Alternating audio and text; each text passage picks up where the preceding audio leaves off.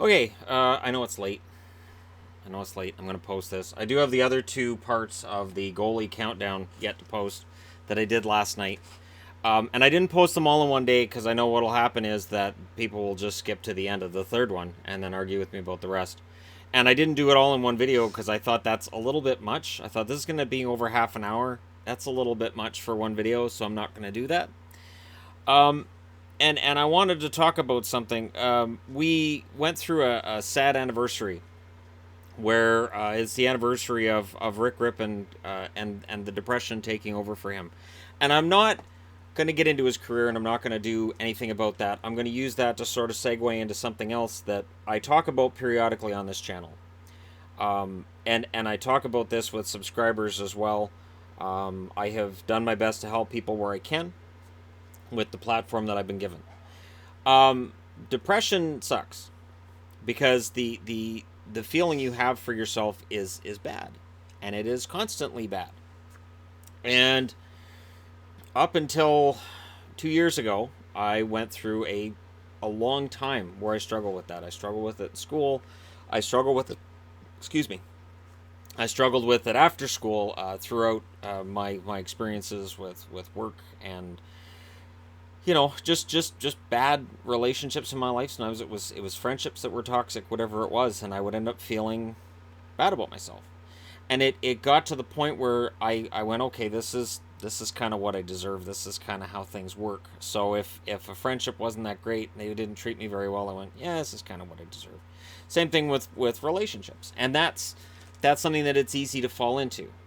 Now, when you're looking at sports athletes and the two things that seem to be their downfall when it comes to this is there's a macho mentality that you're a man, so you can't really admit this kind of stuff. Now that's changed after what happened with Rick Rippon. The Vancouver Canucks paired up with some mental health units and started promoting wellness within their company. And wellness is something gets mentioned in every company.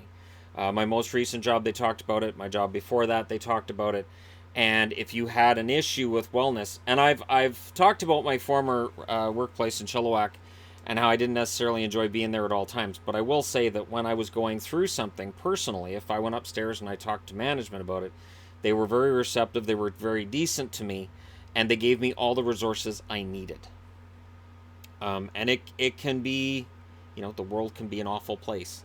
And that doesn't change if you're a professional athlete. If anything, could be kind of worse because when I see a guy dropping out of college, dropping out of university to go and start their pro career, there's a part of me that says, man, I really hope they finish that education.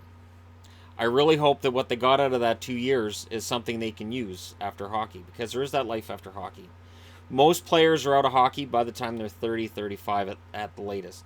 You'll have your big star players who play into their late 30s, and you'll have journeymen, or just guys who slog every year, like a Chris Neal or Chris Phillips in Ottawa, as two examples, and they play for a very long time. But you still have a large portion of your life after hockey, and that could be a tough adjustment. Then when you look at what all the enforcers were going through, and the games seem to have evolved past them, that had to be hard. And then there were things that the NHL was in denial about, the concussion thing, still pretty much is, and the effect that has on players, and the treatment that players get for the mental side of things is not where it should be in hockey. And that's kind of the case in other sports too, because again, there's that macho facade of I am not allowed to be human and to feel bad. And I'm sure there are athletes who say, well, I made X amount of $1 million last year, I have no reason to say anything. I can't admit that things aren't all that rosy for me right now because people will just say I'm whining, and they're right, so I'm not going to say anything, and then they become the next headline. um, for people who go through this, I can say that it is, um, it's been a battle for me for years. It still is. Um, I get talked to every now and then about the trolling activities online. Yeah, trolling sucks, and it happens to a lot of people. I see it, and it's why, um, compared to other channels, I know that I have more, um, more censors in place, probably because I want people to feel like they're allowed to voice their opinion and not necessarily get shouted down. And it gets difficult. At this stage of the game with 58, we're going to pass 58,000 subscribers tonight or in the morning.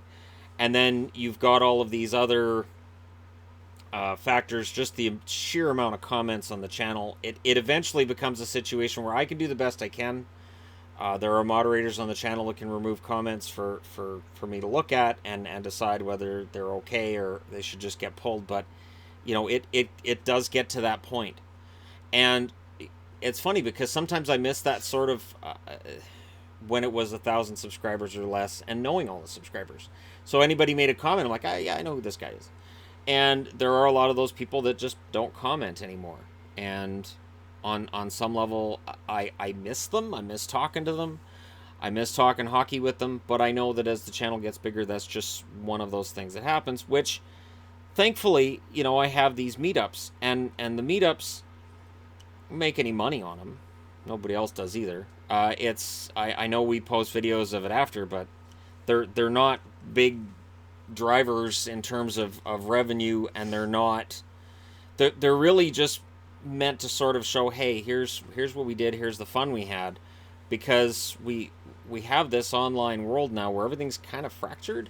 It feels kind of sometimes like it's just fractured, like you can get stuck at your computer or on your phone, and the social interaction seems to have changed over the last generation from where it was. Like, I know when I was in high school, every day after school it was road hockey. Yep, road hockey. Or floor hockey. Yep, floor hockey. And that's what we did every day. And if it wasn't that, it was video games. Yeah, all right. And then we'd go over and we'd play the Nintendo or Super Nintendo. Now, the beautiful thing about a Nintendo or Super Nintendo game is they don't take forever. They don't involve microtransactions. You don't need an internet connection. And you might be able to finish the game in half an hour. Or it might take days. Or it may be a game that goes just by score and there's no actual ending. But I wanted to touch on the fact that I know there's people who go through rough times. And I get emails regularly from people who might be going through some form of a tragedy, something going on in their life that they've been dealing with. And videos that I post make them feel better or help them get through the day. And, you know, I appreciate that and I take that very seriously. That's why I make sure I post videos every single day. So even when I get up in the morning and I'm like, I'd like to just go out and do something else other than this, I buckle down and I do them. And lately I've been doing videos at night as well. Part of the reason why is because if I do them at night, after the kids go to bed, I can post them in the morning. I don't have to worry about kids making noise in the morning. I can just post what I did the night before and go from there. And I've got a lot of fun ideas right now for stats and things to overlook and stuff like that. The trick really is this. You know, I look back on all of the crap I went through growing up, and, you know, for the most part, people that I knew were supportive. People I knew were decent and were nice. It can be really hard to silence those who are trying to make life really difficult for you, especially if that person's in your head and it's you talking to yourself that's saying these things. But you know, it's important to soldier on, because if I had given up, and 2 years ago I was like, I'm not going anywhere, I'm not doing anything. I felt that, you know, I would finish raising my son, and then I had no idea how long my life would continue after that, nor was I concerned. I had no care about that. And that's changed. That's changed for the better. So for people who are going through this kind of thing, and I know there's people who will say, well, you've talked about this before. True. But with the amount of videos that I post, for newer subscribers, they wouldn't have seen me talk about that in all likelihood. So, you know, it's important to me that I let anybody know who's going through that kind of thing. There's light at the end of the tunnel, and it's not always an oncoming train. Sometimes it's something wonderful. And I have some very strong support. I've made some very good friends. I think the one thing that comes out of the meetups, and I haven't really got into this over the last little while because I've been posting just hockey or, you know, other videos. I haven't been, you know, talking as not the hockey guy so much lately, if that makes sense. But I have real friends from this. This has been really fun. Like whether it's Drew or Lewis or Brody or whoever. Like I have real friends that come out of this, and in Vegas, I want to go and have another drink with Will and hang out with Eddie and Tina again. And hopefully this time, we can bring our daughter along, and our daughter can play with their daughter, and it would be the cutest little duo that ever hung out together. And they'd sing together and dance together and drive strangers insane. But it is something that's opened up through this channel that 2 years ago I could not have envisioned. So for people who are saying, "Oh, I don't," it's not for me, it's not going to happen to me. Hey, I was in my 40s, and boom, it turned around, and it can happen. And I wanted to talk as well. There is the meetup coming up in Abbotsford next Saturday. Um, the smoke's been pretty bad. If the smoke is still really bad come next Saturday, I'll likely still have the meetup, but it probably won't go on for very long. And then we just go out and have dinner after, because that's what we do anyways. We end up. I think sometimes there's guys who come out to the meetup just with, okay, if I do this for a little while longer, we're going to Boston Pizza. We're going to go to Boston Pizza. Maybe we'll go to White Spot, but if I just one more shift, and then we're going to go to Boston Pizza, and then we can sit and hang out and talk about hockey and whatever else. And it's fun. It's a tremendous amount of fun. And I know there's people all over this continent and all over Europe who are like, come here, come over and see us. That'd be great, but the money's just not there. It's far easier for us to do this locally than it would be to try to go across the continent. Because if you go to the eastern seaboard, it is really expensive for tickets. And then there's also the logistics of the kids. Now, I don't have the kids in my videos, and that's by design. But there's 3 kids we have as well. So it's a logistics thing about, well, if we bring the kids, that's 5 tickets. That then becomes $11 billion to do this, and it gets really, really expensive really, really fast. And I'm telling you, if we took 3 kids to the eastern seaboard and we're doing meetups and stuff, it really wouldn't feel like a vacation. And I don't know how much sleep I'd be getting, and how pleasant I might or might not be during said trip. So it's a lot of stuff. And again, I'm doing this just because I had been, somebody said, "Are you going to talk about the Ripon thing?" And I thought, no, I can't, but I should talk about some of this other stuff that goes on, and the fact that we all go through this, and there's nothing that's going to stop this channel from being very important to me, because of what it has allowed us to be able to do, and for the friends that it has afforded me, and for the good things that have happened. I did a video on the Entertainment Guy channel where I talked for over 30 minutes, didn't monetize it, and I was just myself. But that video's now got, I think it's like 2,300 or 3,000 views or something. It's something crazy. And then I asked for some input on what people thought should be on a best videos list. So I've done a best songs list. I want to do a best videos of all time list, but I want some input from people on that. So to keep this light, and to make sure that this doesn't just come across as kind of a down video, I will include links to those videos in the description for this video itself when I upload it. But yeah, it's one of those things that I don't very often talk to you guys just as myself. I also, one of the other reasons I wanted to do this is somebody linked me to Steve Dangle did a live stream very recently, and somebody asked about me appearing on his podcast, and he said, if he reaches out. I absolutely am willing to do that, but I've got to get my podcast really, really running smoothly first, because I'm really spotty on getting it done. Sometimes I'll do 2 or 3 in a week, and then there's nothing for a couple weeks, and then there's stuff. So yes, I'm willing to do that, and I think that would be fun. I like Steve. I think he's a good guy, and I was kind of floored to hear him say the hockey guy, but it's something I'm kind of getting used to. I don't think you ever truly get used to it. But again, for people who see me at the mall or see me out and do the double take, if you recognize me, yeah, come over and say hi, because the double take, I notice, then it's like, okay, did they double take for some other reason? Then I'm looking around like, what could I have done that might have made them angry? Is there something I did that I'm not aware of? So I'm pretty recognizable because, yes, I wear jerseys when I go out almost all the time. Not so much when it gets really hot, and not so much if we're just going to the mall and I just want to go in, get my mail, and leave, or I'm tired. So I might just throw on a t-shirt and go from there. But one fun thing, too... Oh, I thought I had it right here. It's over there. Is that I've started getting Entertainment Guy jerseys as well. So I did wear the Deadpool jersey that I got in the video I did on the Entertainment Guy channel earlier this week. Dropped my hand. Look at that. Florida.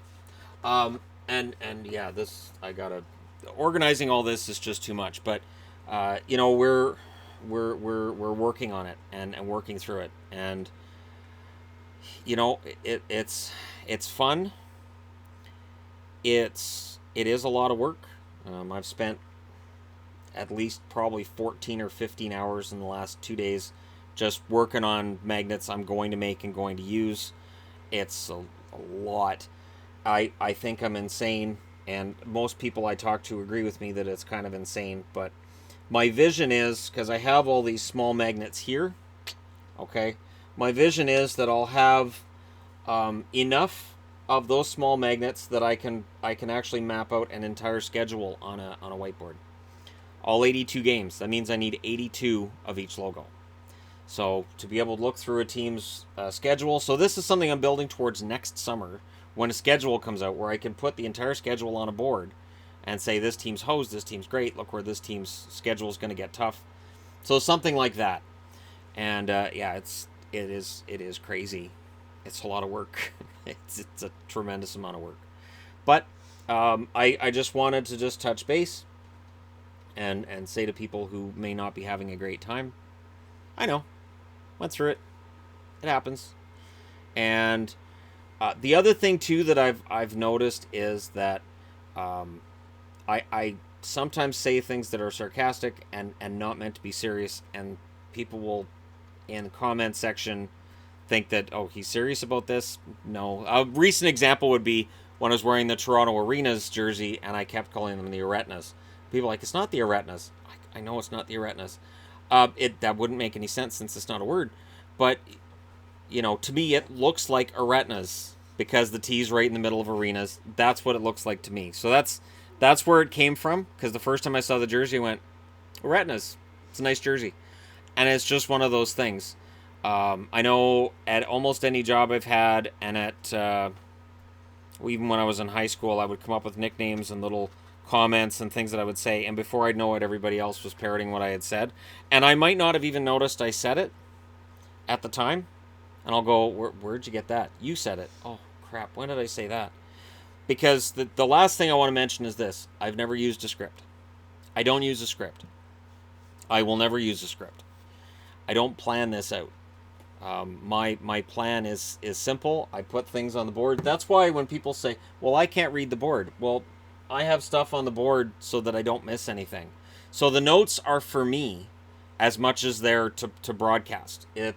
I can't miss, especially with the seasons as dense as they are right now, like today's 1970 season, which everybody watched the history video, right? No? Damn it. But it gets to that point where there's so much stuff going on that I kind of have to have it all on the board, which is as close to a script as I'm going to get. But I want to make sure I don't miss things, and then I still know I miss things. And that kind of sucks. It sucks when I'm reading the board and I go, oh, right, I forgot that. A good example of today is that the reason the Montreal Canadiens missed the playoffs and the New York Rangers made it, they both had 92 points, they both had the same record. The New York Rangers had 3 more goals for than the Montreal Canadiens. The Montreal Canadiens that year, I know that was the year that they pulled the goalie with an exorbitant amount of time left in the game to try to score, I think it was 5 goals. They needed to score 5, and they ended up, I think, getting 2, but they allowed 5 or 6 empty netters. It was some insane number that they allowed in empty netters because they knew they had to get that amount of goals to make the playoffs. So it's one of those crazy things that, did I mention it? Nope. And it's one of those things that sort of drives me nuts after, where I'm like, I forgot. So there you go. Just, roughly 20 minutes of me just talking about other stuff other than channel stuff. And again, anybody who's come out to meetups, thank you guys so much. It has been very eye-opening this summer. And once the summer's done and it starts to get rainy around here, we'll figure something else out. I've really enjoyed playing as often as I have, and getting into better shape, and doing whatever I've got to make sure that as many people can get there as they can, and that when people are there, that they enjoy themselves, and that the game stays safe and not too serious, because guys sometimes can get pretty serious, and I try to make sure it's not that serious. So Jordan, I'm sorry for chirping you so much, but that's part of the reason why I chirp you. And running me over probably didn't help either. So, with the Jets jersey and all of that. And I cry every night before I go to bed when I look at that Jets jersey, but it's not a big deal. It's okay. Thank you guys so much for watching. Thank you guys for we had 19 million views today, 58,000 subscribers around the corner. I just thought it was a good time just to do kind of a check-in and just say kind of hi. So I'm excited about the upcoming year. I'm excited about the upcoming season, and nothing's going to drive me away from doing this. So thank you guys for all your support, all your kind comments, and all your just amazing ongoing support. And